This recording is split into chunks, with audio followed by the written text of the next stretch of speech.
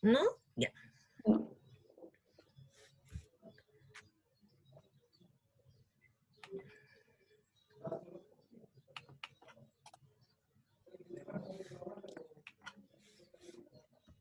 Les pido mil disculpas, he tenido unos problemitas de conexión hoy día en la mañana. Ahí se ve Ahora perfectamente. sí, ya, muchas gracias, Fran. Bueno, vamos a hablar de este interesante concepto entonces como una estrategia para poner en marcha los protocolos de prevención en conducta de riesgo suicida con adolescentes. Esa va a ser la idea de esta presentación. La invitación entonces es a concentrarnos en acoger la conducta suicida adolescente, por una parte. Por otra parte, hablar de resiliencia, de este concepto que cobra mayor énfasis en tiempos de crisis. Seguido a eso, vamos a comentar aspectos sobre una escuela resiliente, que es un desarrollo tanto teórico como práctico, que ha ido en auge también en estos tiempos, y que es una herramienta tremendamente realizable en las realidades de los establecimientos chilenos. Bueno, esta presentación está en base a dos grandes insumos. Por una parte, está la recomendación para la prevención, que es una guía, ¿no es cierto?, que ustedes la descargan desde internet, de la prevención de la conducta suicida en establecimientos educacionales, una guía del MinSal. Y por otra parte, está la guía, también para lo mismo, ¿no es cierto?, en establecimientos de educación superior. Ambos insumos, como muy bien comentó Tamara, han sido muy utilizados también por la red OPA para apoyar a establecimientos de educación superior para generar protocolos y también para apoyar los protocolos de los establecimientos de educación escolar. ¿Qué hacemos al acoger la conducta de la realidad en riesgo de los adolescentes respecto a la conducta suicida? Bueno, debemos acoger que existen factores de riesgo, existen factores protectores, y ahí está la buena noticia, donde de la resiliencia hay mucho, mucho que hacer, y por supuesto tenemos que estar súper atentos a señales de alerta. Cuando hablamos de factores de riesgo, por supuesto son múltiples los factores. Algunos estudios indican incluso que algunos de ellos se ranquean, ¿no? Algunos serían más influyentes que otros, pero esto es el caso a caso, es también un desafío poderlo dilucidar. Básicamente está relacionado con estas variables que se presentan acá, que están extraídas de la guía de prevención de conducta suicida en establecimientos educacionales.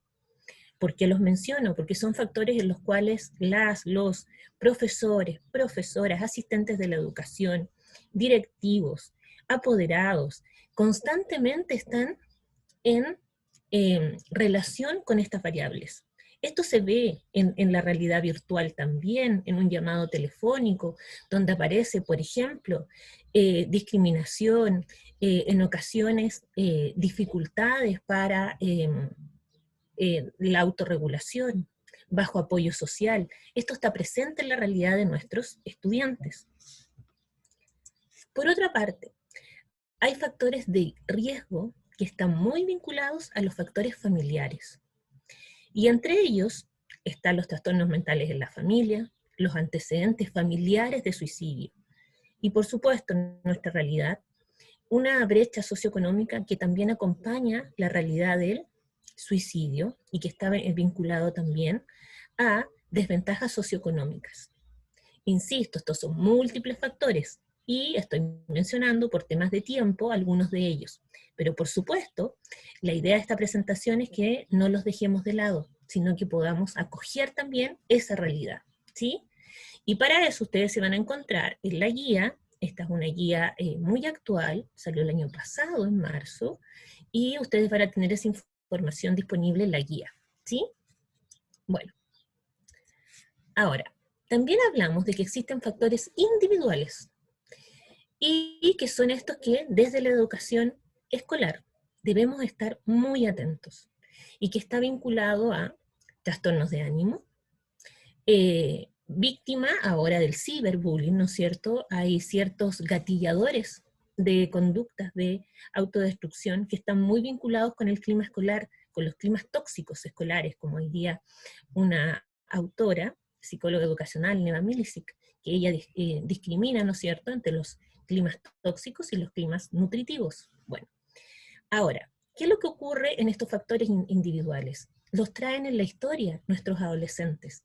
Y por supuesto, en una época de estrés como es esta, pueden ser una mezcla muy tóxica, si lo pudiéramos ver así, para poder desarrollar una conducta de riesgo suicida. También es importante poder acoger los factores que están vinculados a factores protectores. Los factores protectores son tremendamente importantes, junto con tener en cuenta los factores de riesgo, individuales, ambientales, familiares. Sabemos que hay cosas que nos hacen más fuertes, por así decirlo, como un escudo. Y ahí aparece el tema de la resiliencia, un núcleo sano, y que nos permite garantizar, promover un núcleo sano para el desarrollo de la salud mental de nuestros estudiantes, para el desarrollo de su salud mental escolar. Y aquí está vinculado a estos factores protectores, también están divididos en ambientales, familiares, individuales, y están muy vinculados a realidades educativas donde se hace un trabajo constante. Estas son estrategias que todos los días, no solamente porque sean factores protectores del suicidio, sino que además pertenecen al área del currículum formativo de un establecimiento educacional.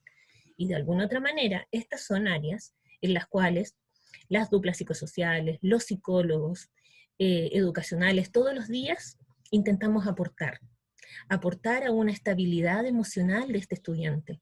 Porque sin duda, cuando hay buenas relaciones de los compañeros, cuando hay apoyo, cuando él siente que lo pasa bien en el establecimiento educacional, siente que es capaz de construir ahí un proyecto de vida, por supuesto va a tener un apego escolar mucho más afianzado y que le va a servir como un protector, un factor que lo va a ayudar en situaciones de crisis. Ahora, teniendo en cuenta los factores de riesgo, por otra parte los factores protectores, aparece algo que es interesante, que tanto nos pongamos de acuerdo, los profesores, los papás, las mamás, los estudiantes también cuando se autoobservan a sí mismos, pero también cuando ven a otros compañeros, que era lo que intentamos y estamos haciendo a través de la red OPA, que son las señales de alerta. Esta no nos podemos hacer los locos, por así decirlo, no deberían pasar tan piola, como dicen los adolescentes también, y estas son alejamiento, disminución, deterioro de la autoimagen, por ejemplo, baja autoestima, muestras de ira incontrolada, ¿ya? ¿Y los estudiantes tendrán sus nombres coloquiales para cada uno de estos estados? Sí, los tienen. Y dentro de los reportes que hacían en las autoevaluaciones de OPA aparecían palabras, así que uno igual se va como, entre comillas, como dice mi hija también, modernizando, ¿ya? Pero que tienen que ver con su realidad. Ellos igual están interesados en la salud mental, los datos nos dicen eso. Y no podemos decirle que esta es una variable que no sea tomada en cuenta. Ellos necesitan apoyo también. Bueno, también tenemos señales de alerta directa, y estas ya son, pero súper cruciales.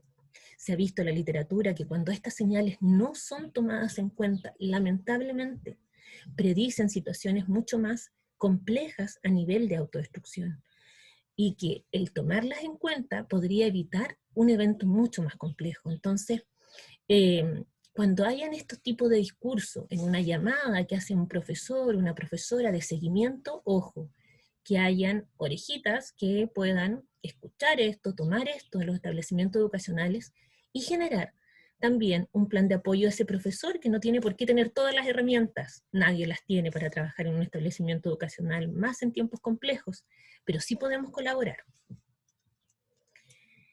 También tenemos que hay señales de alerta directa, ¿no es cierto?, que nos pueden dar a luz ciertos tipos de situaciones. Por ejemplo, habla o escribe, sensación de sentirse atrapado, atrapada, ¿ya?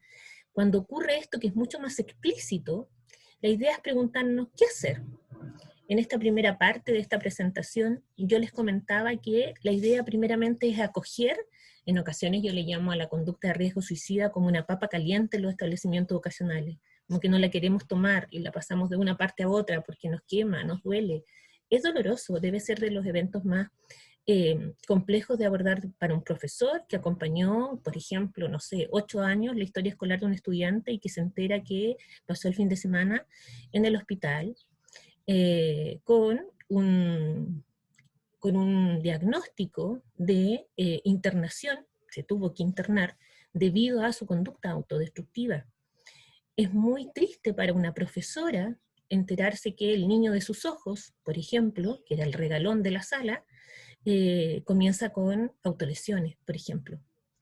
Entonces, no es algo fácil de hacer. ¿Y por qué los protocolos son súper importantes que existan? Porque cuando contenemos en estos casos, nadie está contento. No es algo que nos guste hacer. Ojalá no nos tuviéramos que activar, no tuviéramos que estar alerta de estas cosas. Pero es bueno que estén escritos y que hayan estrategias que nos ayuden, de alguna otra manera, a llevar mejor la situación. En ese sentido, yo les presento, así como quizás patudamente, un tema regalón mío, que es la resiliencia. ¿En qué sentido? Mi experiencia en el acompañamiento de protocolos de prevención e intervención y posvención en conducta suicida, que he podido además compartir con muchos colegas expertos en estos temas, profesores, que sin saberlo, desde mi experiencia, tienen un magíster de vida en resiliencia, algunas de las cosas que les quiero comentar son estas. Primero que todo, entender que el concepto de resiliencia es un concepto que, como todo concepto psicológico, llevado a la educación, ha tenido una mutación. Comenzó siendo una capacidad, pasó a ser definida como un proceso y terminó siendo definido como un paradigma, como una forma de entender la gestión educativa.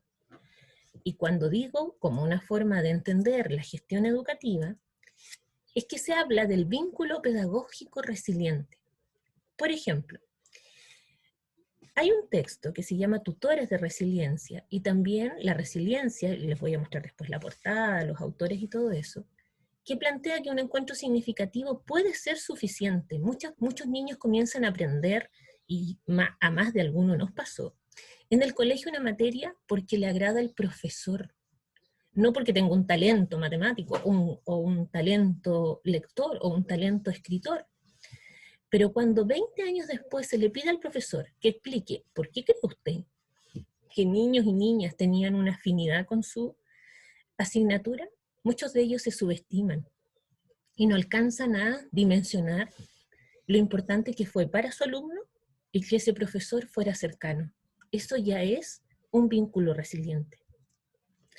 Cuando el profesor amplía su mirada hacia la comprensión, no solo de cómo le va en la asignatura, sino del significado de las dificultades sociales, emocionales, a lo que están haciendo, diversos estudios plantean, encuestas en Chile plantean que los profesores igual están muy preocupados, más que los contenidos, por brindar contención emocional. Porque el alumno y la escuela pasa de ser una experiencia negativa cuando nosotros vemos que nuestro profesor se acerca a nosotros, y la escuela pasa a ser un lugar seguro, donde se aumenta la esperanza y la resiliencia. La escuela resiliente. Aquí viene un concepto muy bonito de trabajar. Las escuelas resilientes son aquellas que promueven un sentimiento de pertenencia a una comunidad y proporcionan al alumnado la identidad. Y está muy vinculado con ser como un refugio. Está muy vinculado a aquellas que posibilitan a que cada uno desarrolle competencias académicas, sociales, vocacionales, talentos de distinta forma, en el sentido de que se va tejiendo una red de apoyo que permita al estudiante sentir que él es importante para esa realidad educativa. Cuando estamos en una crisis como ahora, todos necesitamos estar seguros. La adolescencia en riesgo suicida, hemos podido revisar como Centro OPA diversas estrategias de implementación de protocolos de prevención, de actuación, de abordaje. Sin duda, una de las variables que todas estas experiencias presentan es la variable de fomentar la confianza en ese estudiante, esa confianza que perdió